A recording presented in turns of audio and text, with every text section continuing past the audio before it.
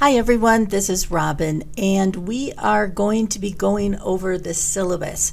As I mentioned, we're just going to go page by page, so I'm going to be reading part of it, talking about part of it, but hopefully this will answer most of your questions. So on the first page here, you see the title of the course, my name. This is my office, Garrison Hall, room 612, in case you're in a position to come and do a face-to-face visit with me.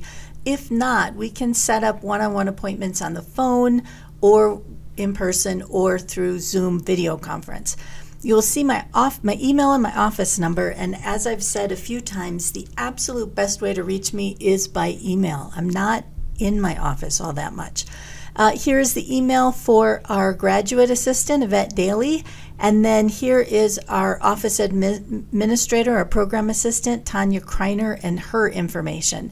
And then over here I also have what I had in your presentation for this week, which is if you want to connect with me on LinkedIn or Twitter.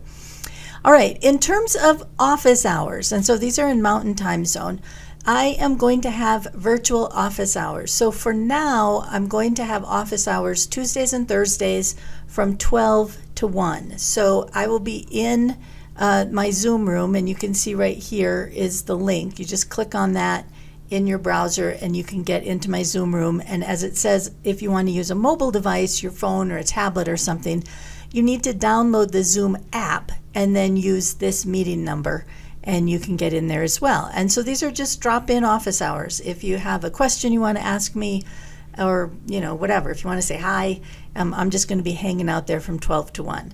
Now, in previous semesters, I have had office hours during the day and I've had office hours at night. And what I found was pretty much no one came to office hours. So I'm going to start with just daytime office hours. And if you would rather have some nighttime office hours, let me know and I'll think about setting those up. You can, as I mentioned, also ask for an individual appointment. So if you send me an email, tell me what you want to talk about. If we can't take care of it over email, we can definitely set up an in-person, a phone, or a video conference individual appointment. Here you see our textbook. So our textbook is Northhouse Introduction to Leadership Concepts and Practices, the 4th edition, and here's the ISBN number. Hopefully by now you already have it because we're going to start reading it this week, but I decided to sort of push it back a little bit so that if you don't have it this week, you're okay as long as you get it by next week. All right, let's go to the next page. So the next page is a course description, which I'm going to read. So as you can see, this course examines classic and contemporary theories and models of leadership. So students will analyze the concepts, the strengths and weaknesses of these leadership theories. You'll use a variety of individual and collaborative experience. You'll use inquiry and critical reflection in order to connect the application of these theories and models to effective leadership and team practice. So again, as I said in the video for this week, this is a class that is primarily a theory class, but we are also going to be bringing in a little bit of application. So we are throughout the course going to be attempting to connect this theory, these theories, to real life. And then here you see the course objectives. So at the end of this course, you'll be able to, number 1, create a personal working definition and philosophy of leadership. And this is number 1, not because it's the first thing we're going to do, but because in many ways it's the most important thing that you're going to do this semester. Now this is going to show up in a variety of your assignments, but ultimately when people say to you, oh, you're taking an undergraduate degree in workplace training and leadership, what's your definition of leadership? What's your personal philosophy of leadership? We want you to be able to answer that question. And so that's why this is objective number 1. Objective number 2, you're going to be able to describe core theories of leadership and their strengths and weaknesses. Number 3, you'll analyze case studies and real-life leadership situations in order to show those connections to leadership theory and how leadership can be used in practice. Number 4, you will identify and summarize some contemporary leadership articles and connect them with relevant leadership theories. And the reason that we're doing that is because there's a lot that's being written about leadership that doesn't show up in a traditional leadership theory book, like the one that we have as a textbook. or in some of the articles. So we're going to be looking at a variety of sources. And then number 5, you're going to develop and improve critical thinking, reflection, writing, and communication skills. And then number 6, this is also very important, you're going to actively engage with your classmates in activities and discussions in an online environment. I cannot stress strongly enough that the more you are involved in the class, the more you're going to learn about the content and the information in the class. And when I say the more you're involved and engaged in the class, I mean the more you're involved and engaged with the readings and other materials, the more that you're involved and engaged with your classmates, and the more that you're involved and engaged with me and your teaching assistant. So it's really, how do you take advantage of all the resources that are in this class, the ones you read and the ones you talk to. All right, let's keep going to the next page. All right, so here are the course requirements, and I know for a lot of you this is the most important page. So here are the assignments, the points, and the objectives that are being covered or evaluated by these assignments. So you'll see there's actually 3 things listed for weekly assignments. So the first is participation in weekly discussion forums and personal reflection journals. So for the weekly discussion forums, you're going to get 2 points a week for 14 weeks. So it's a 17-week semester. We have 1 week off for fall break, so that makes it a 16-week semester. The last week, you're not going to have discussion forums, so that's going to make it a 15-week semester, and then there's 1 week I think we're not going to have a discussion. So that's why it's 14 weeks. So for your discussion, your weekly discussion forums, it's going to be a total of 28 points, which you can see is about 12% of your grade. Now you also have weekly reflection journals, and your weekly reflection journal is really a place for you to capture your key ideas, your key insights, your key thoughts each week as you go through the semester. And the reason that you're doing reflection journals is for a couple of reasons. One is because it's just a good way to kind of process what you've learned. By thinking about it and putting it down on paper, well, electronic paper, it's a good way to pull together and make connections between what you're learning, as well as capturing key ideas. The other reason that you're doing this is because what happens to a lot of students is when they get to the end of the course and you have your assignment where you need to pull everything together for your final assignment, most people can only remember what happened in the last couple of weeks. So this reflection journal is going to be a great tool for you to look back and see what were all the ideas that I had throughout the semester. How has my thinking about leadership evolved throughout the semester? And so what you're going to see as you look at your assignments, your to-do list for this week, is I'm going to have you set up your reflection journal in Google Documents. So if you're not familiar with Google Documents, I have very detailed step-by-step to help walk you through that. But Google Documents is essentially a word processor that lives on the internet, that lives in the cloud. So what that means is that, number one, you can get to that no matter what computer you're at because it's available through a browser. And number two, it means that I can also look at it. We can share the view of that document. So you can be writing in it. I can also each week be taking a look at it. Now you'll see that it's only worth 1 point per week for 14 weeks. And the reason that it's only worth 1 point is because I'm not actually going to be grading the content of what you write. This is your reflection journal. Your insights are your insights. What you think is important is what you think is important. I'm not going to be grading that. I'm going to be grading on 2 things. Number one, did you do it? And number two, are you doing it to a sufficient level of detail? So if you're just writing 1 or 2 sentences, then that's not what we're looking for in this reflection journal. We're looking for more detail than that. And when you look at the section this week in the framework about reflection journals, I have listed the kinds of things that you want to include in your reflection journal. So that'll be 1 point per week. That's about 6% of your grade total. And then we're also going to have some weekly assignments. So you can see down here, you've got some bigger semester assignments, but we're also going to have smaller weekly assignments that are just a way to help you think through and perhaps apply what you're reading that week. And so those are assignments that don't get turned in necessarily. Sometimes they'll be turned in, but sometimes it will just be the basis for what you're discussing in your discussion group for that week. So that's worth 3 points per week times 14 weeks. So 42 points, potential of about 19% of your grade. So you can see there, what's that, 25, 35, about 37% of your grade, a little over a third of your grade, is going to be based on how you engage and participate every single week in the course. And that's another reason that it's important that you're engaged in the course.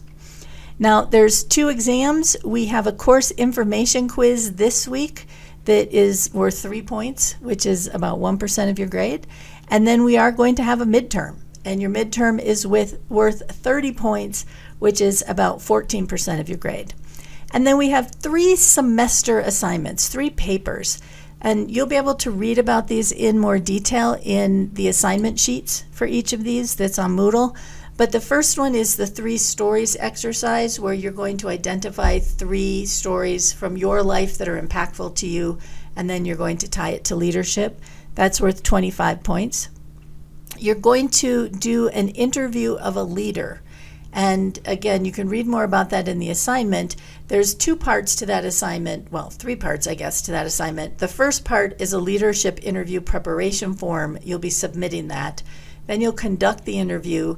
Then you'll write up a paper based on that. And so that's all worth 30 points. And that's a really fun assignment.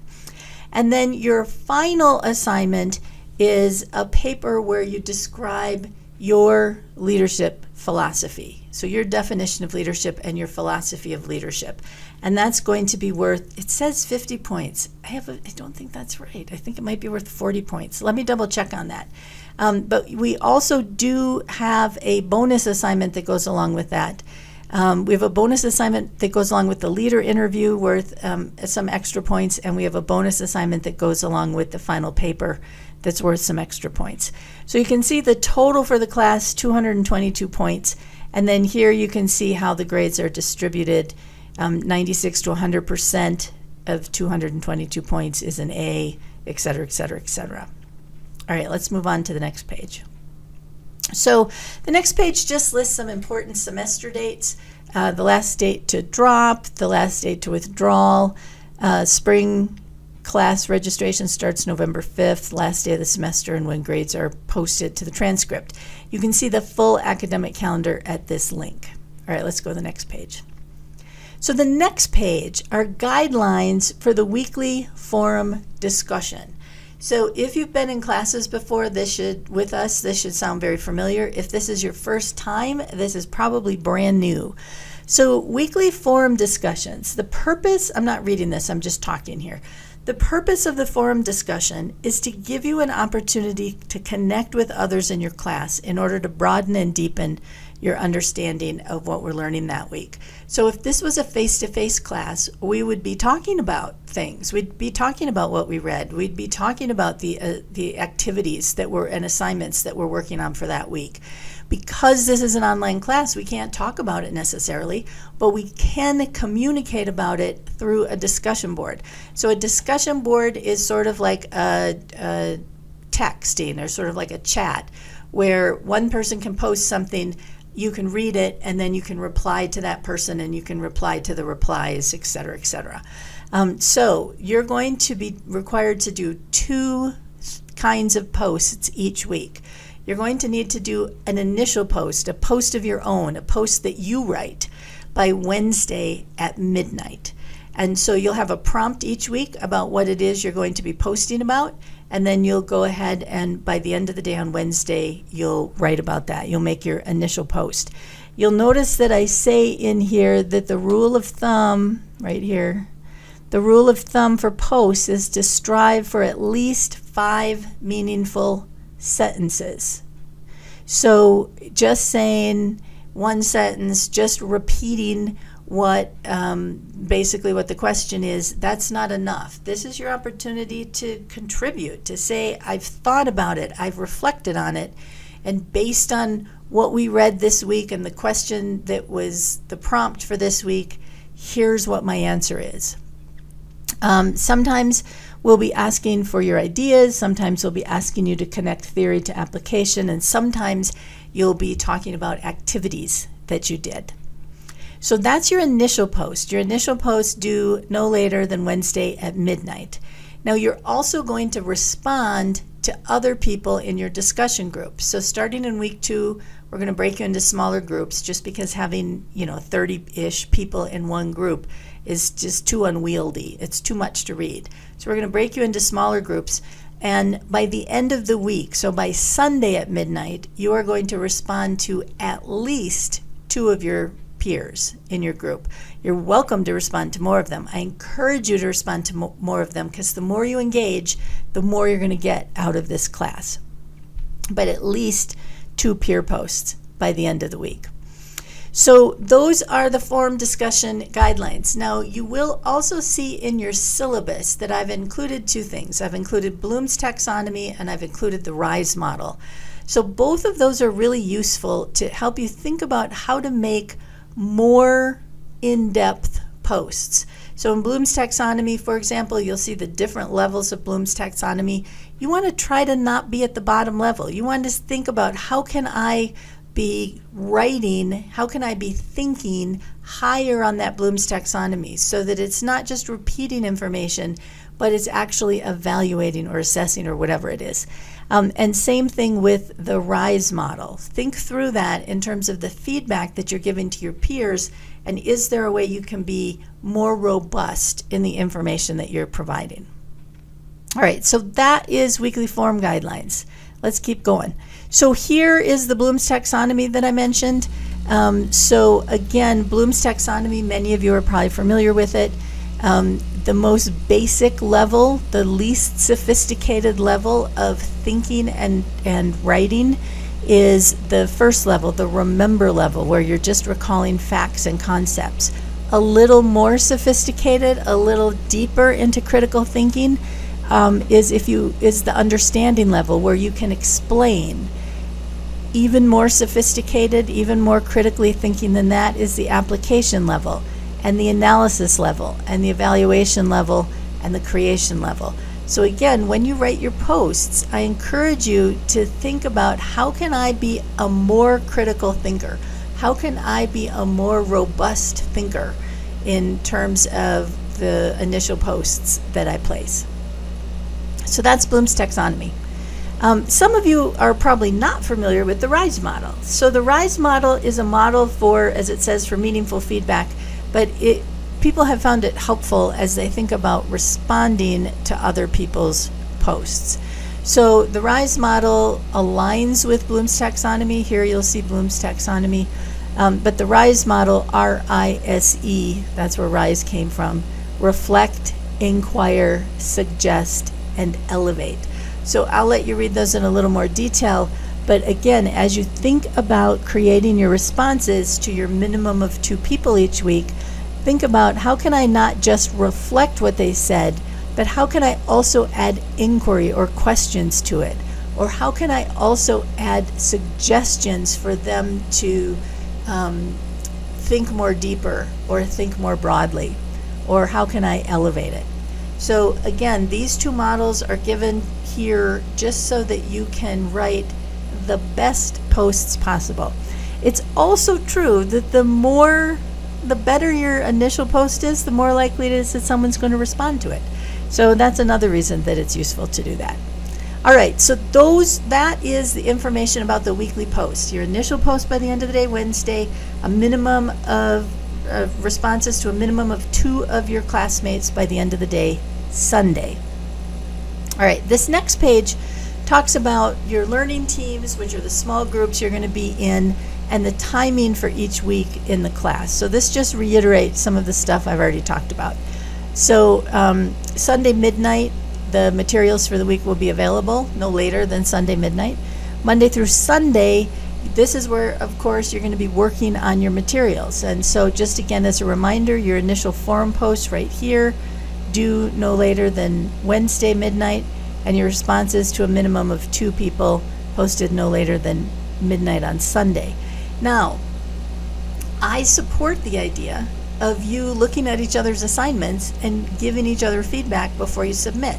So before you submit your 3 stories, or certainly your initial leadership planning sheet, leadership interview planning sheet, I encourage you to share those with each other to try to make them as good as possible before you submit them for grading. And it's up to you and your team to decide if you're going to do that and when you're going to do that. So those are discussions you might want to have with your teams. And then just as a reminder, no later than Sunday, that's when assignments are submitted when they're due. Okay, so here's the course outline. So each week, reflection journal, weekly assignment, and discussion forums are due. And then you can see for each week the general topics that we'll be focusing on, the assignments that are due. So not the weekly assignments, those are due every week. But here's where your 3 stories paper is due. Here's your midterm. Here's your interview prep form, your leadership interview paper, and then your final paper and the video, which is the bonus part of that assignment. And then what chapter you'll be reading each week. So this is useful as you plan your time. So for example, if you know you're going to be super busy week 3, you can go ahead and get started on the reading for week 3, which is chapter 3, ahead of time, if that's something that would be useful for you. All right, let's keep going. So this is my expectations. So in fact, as we look over the next several pages, you'll see I've listed my expectations of you, expectations that I think are reasonable for you to have of me, and then I have a couple other blank expectations that are going to be completed as part of an exercise. But let me start with my expectations of you. So my expectations of you is that you will do all the reading, all the activities, and all the assignments. I know that sometimes in an online asynchronous class, it seems like you can kind of hide and not do stuff.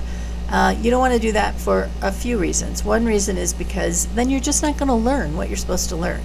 The other reason is because if you are not participating and prepared and engaged, then your group members can't learn as much as they can learn, because they need you in order to learn as much as they can learn. And then finally, I can tell if people aren't prepared and aren't engaged. So do it. Be prepared and engaged. That's my expectation. And you'll see here, if I feel that you're not reading or really absorbing the course content, so if you're not reading it in detail, if you're just flipping pages, I reserve the right to add quizzes and final exams and that kind of stuff. But I don't want to, because I would rather that we do these fun weekly assignments rather than a whole bunch of quizzes. But ultimately, I want you to be able to learn what you're supposed to learn.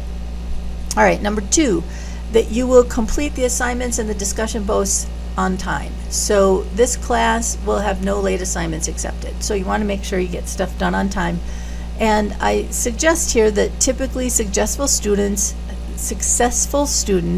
create a schedule for what they're going to be doing each day for each class.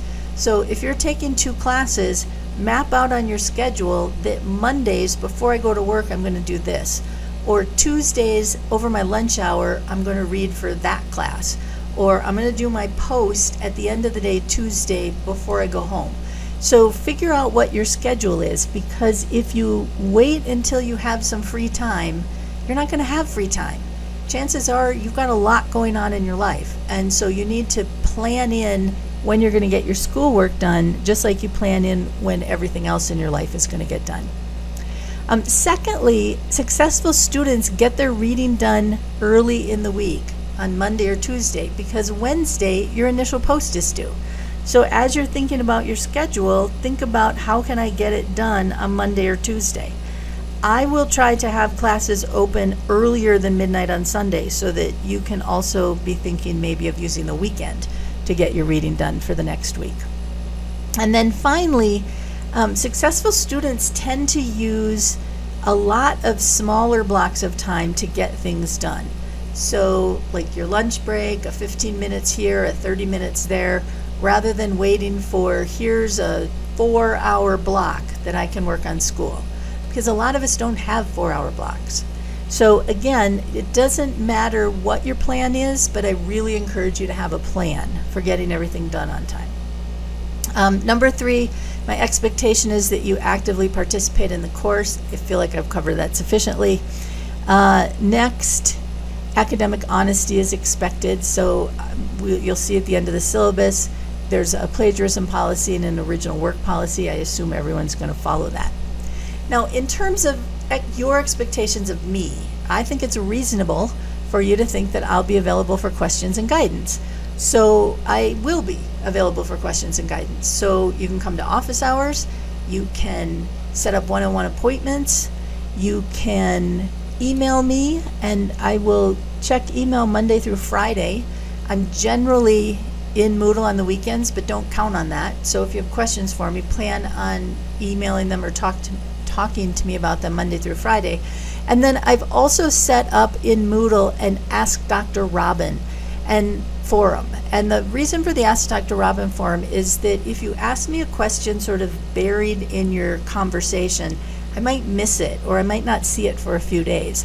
But I will be checking the Ask Dr. Robin at least once a day, usually multiple times a day. So that's also a faster way to get an answer to a question.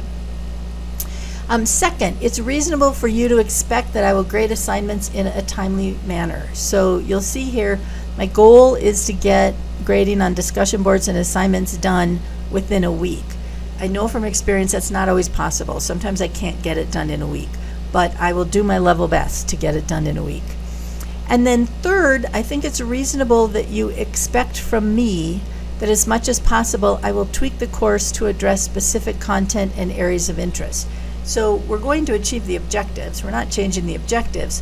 But if there are other things that you're interested in, or if there's particular scenarios or situations or questions or whatever, as much as possible, I'm willing to make some tweaks to the course to address what the particular students this particular semester want to learn, as opposed to what students may have wanted to learn in a previous semester. Now, you do have an assignment for this week, week 1, which is the expectations exercise. So I have listed these Robin's expectations of students and students' expectations of Robin in a Google document, and you can add to those. I've also added a place for students' expectations of themselves and students' expectations of each other. And the reason that we're doing this expectation assignment is because I am not the only one that's in this class. It's not just my class, it's also your class. And so these expectations help lay out how we're going to be working together this semester. So I want you to have a voice in that. I want you to have an opportunity to contribute to that. So there is an assignment this week, the expectations assignment, where you can contribute to that. What I will do is look at that information at the end of this week, maybe consolidate it a little bit, and then we'll add that to the syllabus, and I'll give you a revised syllabus, and that's how we'll be working together this semester. All right, let's keep going. So we've got some policies coming up here at the end. The policy for written material, again, I'm going to let you read that at your leisure, but you'll see basically anything that you write, you know, this is college, so anything that you write, any papers that you write need to be organized and have a logical flow to them. So you'll have an introductory paragraph, and within each of your paragraphs, it will make sense and it will flow. And from paragraph to paragraph, it will make sense and it will flow. You'll also have clarity in your paper. You'll also use appropriate grammar, punctuation, and spelling, and we actually use APA style. So here's what's involved in APA style. You'll always have a cover page. You'll have 1-inch margins on all sides of your paper, and your papers will be double spaced using Times New Roman 12-point font. Page numbers will be in the upper right corner, just the number. You don't have to say PAGE, just the number. And that also should be Times New Roman 12-point font. The first line of each paragraph is indented, and there's no blank lines between paragraphs.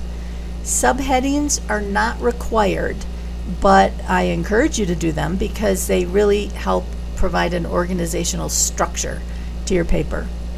And then if you use sources or references, you will cite them appropriately. And if you need more information on APA, this is probably all the information you need. But if you need more information, you're welcome to go to the Purdue Online Writing Lab, which is usually just called the Purdue OWL. So here's the website for the Purdue OWL. If you want additional writing support, there's a great resource that's available for free to students, which is the ISU Writing Center, and you'll see a link for it there. The ISU Writing Center has in-person phone and email support for students who are working on their papers. So they're not going to help you with the content of your paper, but they're going to be able to look at it and see if it's APA formatted right. They're going to be able to tell you how your grammar is. They're going to be able to tell you if there are improvements that they suggest that you make in your paper. It's a great resource, and it's one that's really underutilized by students. I think sometimes students have the impression that it's only if you're a terrible, terrible, terrible writer that you should go to the Writing Support Center, and that is not true. Even the best writers benefit by having people who know about writing looking at their paper and giving them feedback. So why wouldn't you do that? So that's available as a resource for you. No late work. So these next two policies are about academic honesty. So you see there's a plagiarism policy and there's an original work policy. And again, I'm going to let you read those at your leisure. But basically, the plagiarism policy says don't use other people's work and don't reference people without giving them credit. And the original work policy basically says in each course you need to be doing fresh new work and not recycling papers from other courses.